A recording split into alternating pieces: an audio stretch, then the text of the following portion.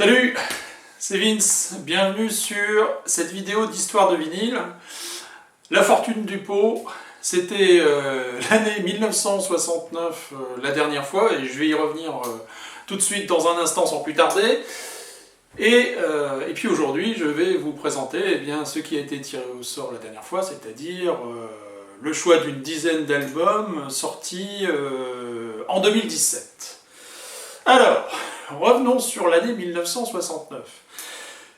Le choix n'était pas facile, et je l'avais indiqué vraiment même dans le titre de la vidéo, hein, et puis ensuite je vous avais même fait passer en live un certain nombre d'albums effectivement que j'avais présélectionnés, sachant que c'était déjà le fruit d'une deuxième sélection, enfin bref.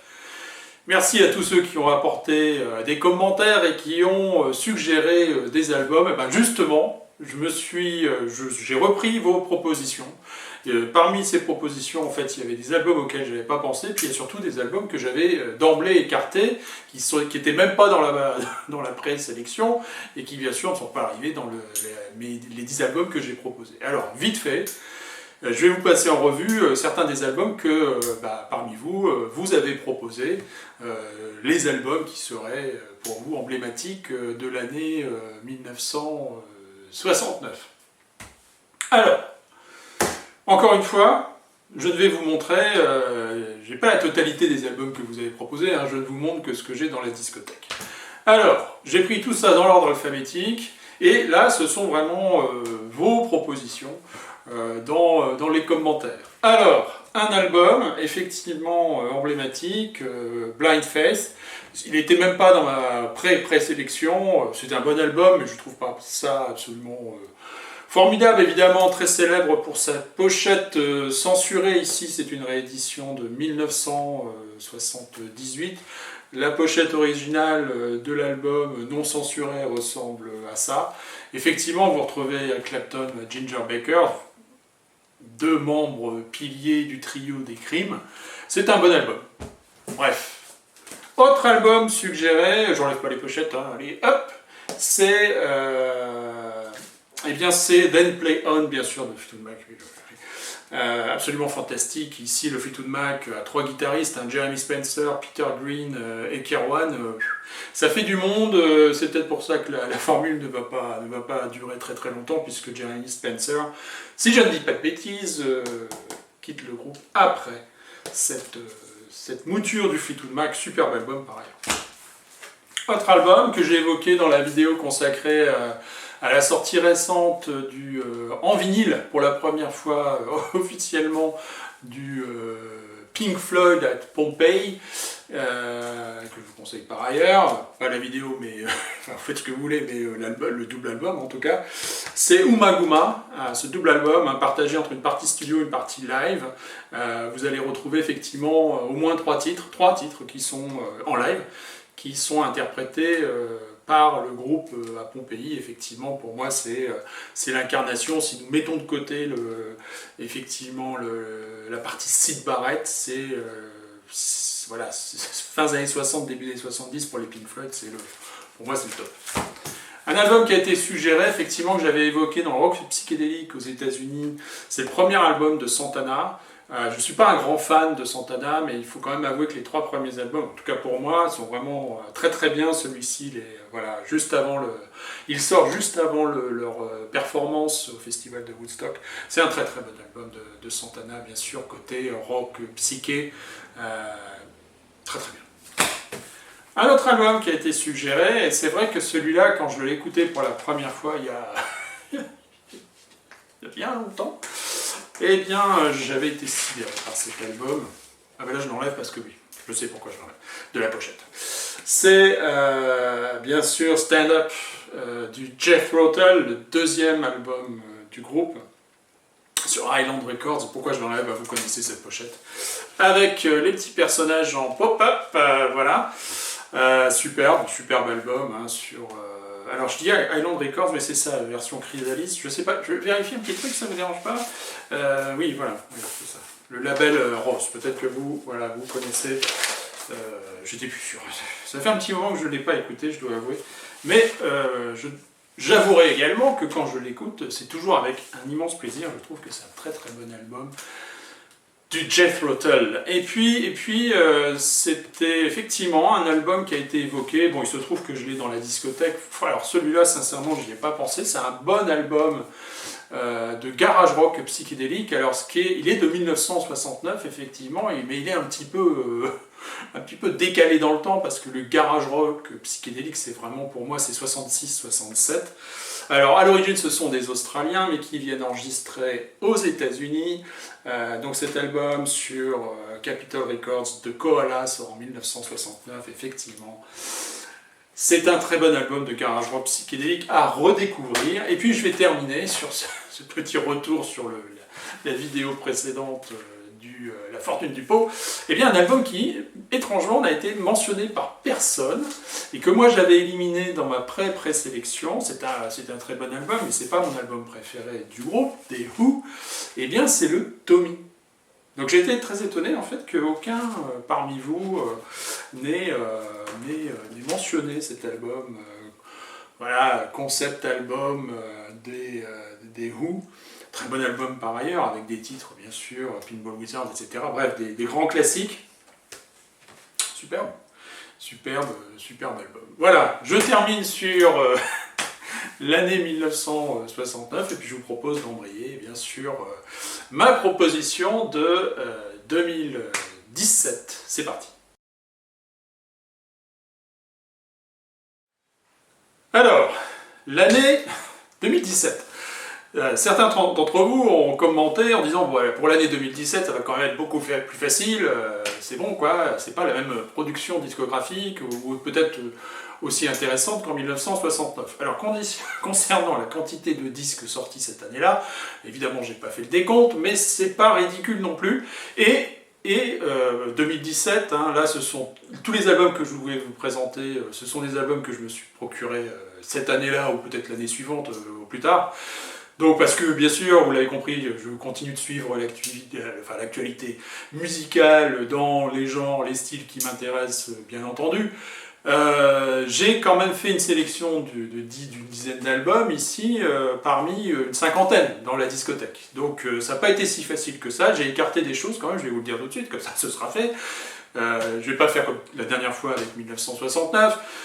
J'ai écarté un album de Slowdive, hein, qui est ressorti, ce groupe emblématique du shoegaze des années 90, qui ressort des albums, qui se reforme et ressort des albums dans les années 2010, dont un très très bon album en 2017. J'ai écarté un Godspeed You Black Emperor, et puis j'ai écarté les Theoses, enfin les Aussies à ce moment-là, un groupe que j'adore par ailleurs. Donc vous voyez, j'ai fait vraiment une sélection, ça n'a pas été facile du tout. Mais, avant tout, je vous propose de sélectionner une nouvelle année, et puis je verrai si je le fais, enfin bref. On y va? Allez, c'est parti. Bon, et ben voilà. Donc, 2000, l'année 2000. Alors, l'année 2000, alors le problème c'est que la première Fortune du Pot, il me semble que c'était 1999. Bon, je verrai, c'est pas le plus... Allons-y, 2017. Alors, le jazz. Oui. Tony Allen. The Source, qui sort sur le label Blue Note en 2017. Alors, Tony Allen, et j'ajouterais Jan Jankiewicz, ou Jankiewicz, saxophoniste, parce qu'il compose de l'intégralité pratiquement des morceaux. Tony Allen, pour ceux auquel ça ne dit rien du tout, ou celles auxquelles ça ne dit rien du tout, c'est un des batteurs emblématiques de Fela Kuti et Africa 70, Africa 70, bien sûr, grand Manitou de l'afrobeat. Ici, c'est un mélange de jazz, d'afrobeat, pas sur tous les morceaux, mais moi je pense que c'est plus une fusion proche du jazz et du funk. Voilà, il y a un peu ces deux éléments-là. Ce sont aussi c'est l'occasion d'une rencontre entre des musiciens français, nombreux musiciens français et musiciens africains. Bien sûr, la batterie de Tony Allen, absolument fantastique. C'est un superbe album que je classe dans le jazz, de Source. Tony Allen, malheureusement disparu, mort en France en 2020. J'ai eu l'occasion de parler de l'un des deux personnages qui composent ce groupe. Alors, ils ne sont pas que deux, bien entendu, mais c'est l'ossature du groupe. C'est Mark Kozelek, que j'ai évoqué.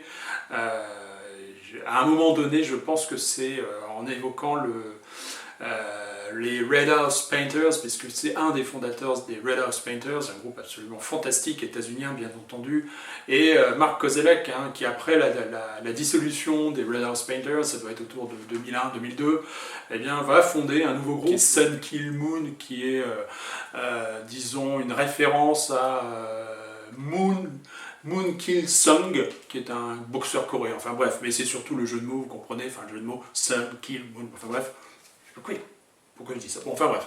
Ici, Mark Kozelek avec Sun Kil Moon, il va faire au moins une quinzaine, 16 albums, hein, depuis 2002 environ. Ici, il s'associe à Jalen Broderick sous le nom Rezu. Il a fait partie du groupe de métal Goldflesh dans les années 90, pour ceux qui peut-être connaissent, enfin bref. Mark Kozelek, j'avais eu l'occasion de le dire, hein, c'est un des grands songwriters états-uniens. Voilà, bien sûr, il parle de lui, il parle de sa vie, il raconte, il chante, il parle, et c'est toujours extrêmement puissant. Bref, c'est un superbe double album là, de Rezu et Sun Kil Moon, sachant que c'est la deuxième collaboration du groupe. En 2016, il y avait un album déjà très bon qui s'appelait simplement Rezu Sun Kil Moon. Ici, le titre de l'album, je ne l'ai pas en tête, mais je vais le lire immédiatement. C'est 30 Seconds to the Decline of Planet Earth. Bref, pas d'une très grande gaieté. Alors là, nous allons changer d'ambiance. Je vous propose d'entrer... Alors, cet album, il est plutôt la transition, dirons-nous, entre là, vous avez compris, le rock, et puis ce qui va suivre, le post-punk. Classé dans le post-punk, ce groupe anglais, encore une fois, fantastique. Je me procure cet album à sa sortie, hein, en 2017. C'est le premier album des Idols, Brutalism, et je dois avouer que j'ai pris une grande claque. Et depuis, c'est vrai que je suis moins. Il y a un excellent double album live au Bataclan des Idols qui est dans la foulée, je crois, de la sortie de Brutalism, qui est absolument fantastique. Oui, voilà, c'est la voix de Joe Talbot, hein, le chanteur, franchement imparable, extraordinaire. Bowen, un des deux guitaristes, un petit peu dandy sur scène, c'est quand même quelque chose à voir. Le bassiste, un petit peu à la Bill Gibbons avec sa grande barbe. Enfin bref, c'est un très grand groupe. Mais voilà. Pour moi, avec un petit peu en dents de scie, mais en tout cas celui-là, une tuerie. Cette fois-ci, post-punk. Post-punk, les deux albums que je vais vous présenter, c'est post-punk, mais côté cold, voire dark wave. Les influences sont évidentes du côté de Joy Division. Pour cet artiste ici, Zola Jesus, sur un excellent label, Sacred Bones Records. Donc cet album, ce qui est Okavi,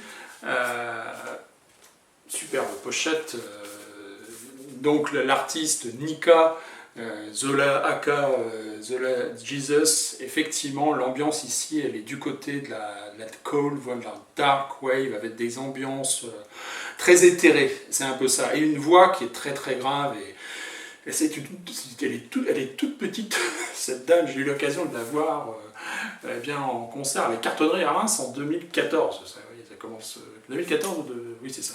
Ça commence à dater un petit peu. Bref, mais cet album-là c'est 2017. Et voilà, donc ambiance électronique, je vous dis, très sombre. Avec, ici, elle est accompagnée sur cet album-là, il y a des musiciens, donc violon, violoncelle, etc. Bon, il y a un orchestre à cordes qui l'accompagne, c'est absolument magnifique. C'est l'influence côté voix, vous pouvez la trouver dans la chanteuse de Dead Can Dance, par exemple, ou voir Successiu.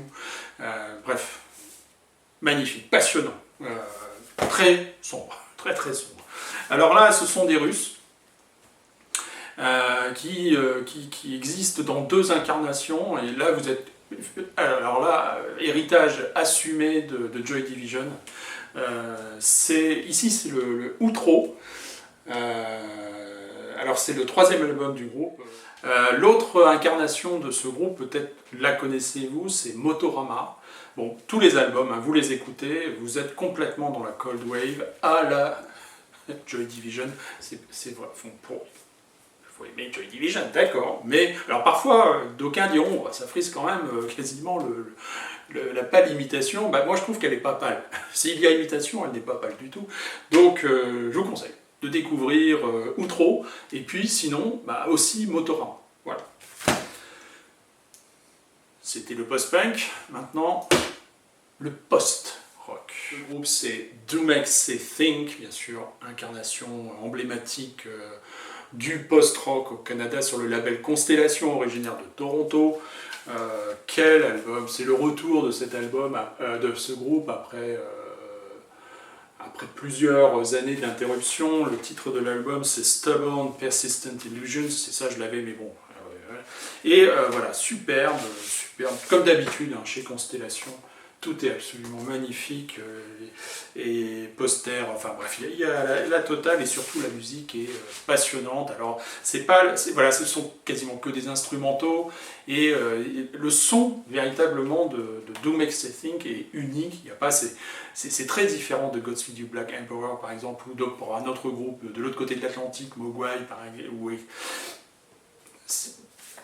je vous conseille Do Make Say Think, et puis depuis bah, plus rien du côté de Do Make Say Think, mais tous les musiciens, en particulier Owen Benchetrit et Charles Spearin, eux continuent l'aventure dans des projets personnels. Le rock psychédélique. Et oui, c'est un groupe que j'ai déjà évoqué, et qui sort effectivement ce disque qui est plus un EP que véritablement un LP. Ce groupe que j'adore, qui malheureusement n'existe plus non plus, décidément, c'est Kikagaku Moyo, groupe japonais bien entendu, sur le label que j'ai déjà évoqué également, qui est Guru Guru Brain, bien sûr, Guru Guru, le groupe allemand, ouest-allemand de la fin du début des années 70, classé dans le post-rock, vous savez ce que j'en pense, et puis Brain pour le label, bien sûr, Brain. Bref, superbe, ils l'ont un peu amoché, notre pauvre Picasso, là. Bref, c'est du rock néo-psychédélique qui tend parfois vers le cosmic rock, vous y êtes totalement, c'est toujours passionnant. Moi, je vous invite à redécouvrir ou à découvrir les albums de Kikagaku Moyo, passionnant. Voilà, super. À la French. À la French, et là je dois avouer que ce groupe, je ne l'ai découvert qu'indirectement, et certainement pas au premier temps de sa formation, puisque je crois que le premier album de Mendelssohn sort en 1997 ou 96, quelque chose comme ça. Moi j'ai connu Mendelssohn via une autre incarnation de... Pascal Boisise bien sûr, et puis Jean-Michel Pires, je crois, qui est Bruit Noir. Voilà, j'ai découvert le premier album de Bruit Noir, et là je me suis dit, waouh, je prends une claque.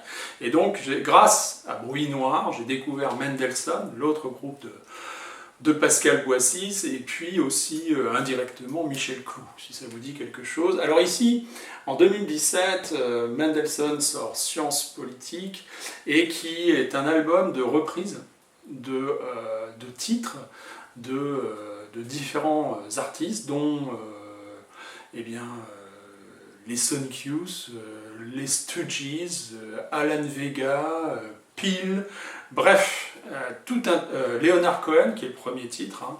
Alors ici, Pascal Boisise va traduire les paroles des textes en les adaptant, en quelque sorte. Alors ce qui est intéressant, hein, Pascal Boisise, il a une... Est-ce que ça a un sens de dire ça? Je ne sais pas. Il a une conscience politique qui est très très très forte, et là effectivement, science politique c'est bien ça, et pour ses chansons, il les considère comme des chansons politiques, et non pas des chansons engagées. Les Chansons politiques ne dénoncent rien, si vous voulez, mais portent un constat, une stupeur. C'est ça, une stupeur, un effarement, une colère devant la bêtise de l'humanité et des humains en général. C'est vrai que il a ce côté extrêmement cynique, Pascal Boisise, mais il n'est pas démuni dépourvu d'espérance. C'est-à-dire qu'il est certain qu'un monde plus décent, meilleur va advenir. Il n'a pas d'espoir, non, il a de l'espérance. Donc c'est quelque part beaucoup plus positif, et c'est peut-être aussi ce qui fait la différence entre une chanson engagée qui porte peut-être ou qui dit des espoirs, c'est-à-dire quelque chose qui arrivera peut-être, mais bon, ça c'est pas sûr, à la différence des chansons politiques qui, elles, portent une espérance. C'est-à-dire que, voilà. Et chacune des chansons, effectivement, il en parle de cette façon, et vous allez me dire 1969, une chanson politique. En fait, c'est quand vous écoutez les paroles, c'est une jeunesse qui s'ennuie. C'est le constat d'un univers social, sociétal autour, qui ne leur apporte plus rien. Ils n'ont plus envie de quoi que ce soit. Il n'y a plus de promesses, si vous voulez. Il y a un autre titre, ils reprennent les Sonic Youth, La Nausée. C'est une... alors, vous allez reconnaître les musiques, au moins. C'est Youth Against Fascism, La Nausée. C'est une reprise donc d'un titre de Dirty, des Sonic Youth, si vous connaissez Sonic Youth. Ouais, j'adore Sonic Youth. Donc, bref, c'est un superbe album de Mendelssohn. La discographie de Mendelssohn est à découvrir absolument. Et puis de Bruit Noir également. Donc Pascal Boisise, qui est un petit peu... je ne vais pas dire au cœur, parce que je pense que ça n'irait pas du tout, mais open bar. Allez, open bar, je vais vous proposer deux choses. Mount Kimby, donc là on est dans l'électronique, la musique électronique, c'est un duo, le nom de l'autre musicien m'échappe totalement, mais je vais le retrouver, Dominic Maker, voilà. Donc c'est un duo, ils se rencontrent à Londres et ils signent assez rapidement dans les années 2010 sur Warp Records, quand même un label absolument légendaire pour la musique électronique, mais pas que.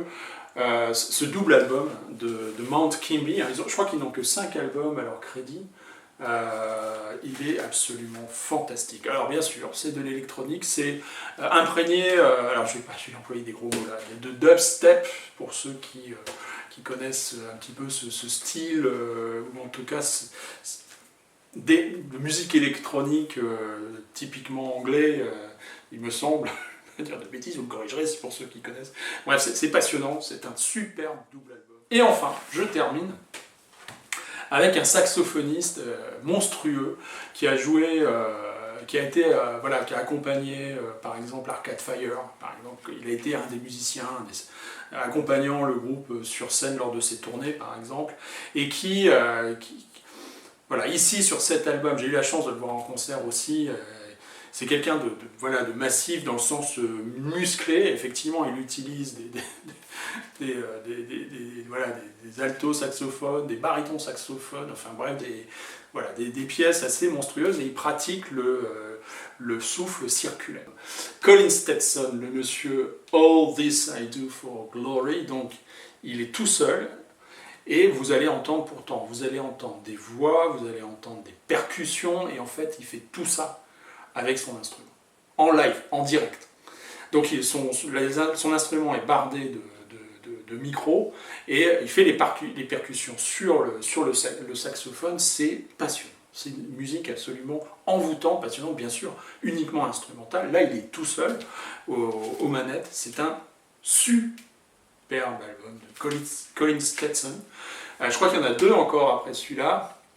Moi, je vous conseille il y a 3 volumes, History of Warfare, volume 1, volume 2, volume 3. Il me semble que je ne suis pas sûr que les 3 soient sur le label Constellation, Do Makes You Think.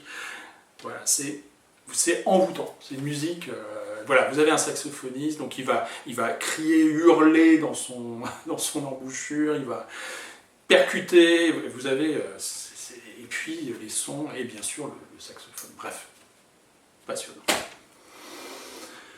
Voilà, c'était ma proposition pour 2017. Encore une fois, j'ai écarté plein de choses, mais hétéroclite, la sélection. J'espère que ça vous a plu, vous donner envie peut-être d'aller découvrir tout ça, si vous le connaissez déjà. Allez, Vince, it's me, cares about you. À la prochaine.